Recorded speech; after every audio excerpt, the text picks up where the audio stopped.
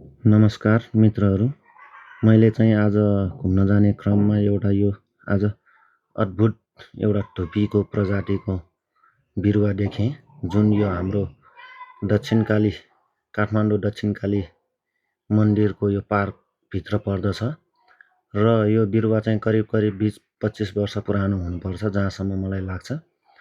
र वास्तवमै हामीले बोनसाई भनेको पनि यस्तै बोटलाई चाहिँ नि गमलामा हुर्काएर यस्तै पुरानो सेपमा ढाल्नुलाई नै तपाईँको चाहिँ बोनसाई भनिन्छ।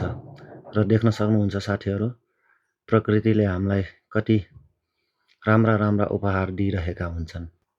र साथीहरू, तपाईँहरू पनि यस्तै बोनसाईबारे केही ज्ञानहरू सिक्न चाहनुहुन्छ भने चाहिँ तपाईँहरू मेरो यो द काठमाडौँ बोनसाई आर्ट च्यानललाई चाहिँ सब्सक्राइब गर्न सक्नुहुन्छ र यस्तै बोट बिरुवाहरू उमार्न, गमलामा स्याहार्न तपाईँहरू पनि सिक्न सक्नुहुन्छ है त।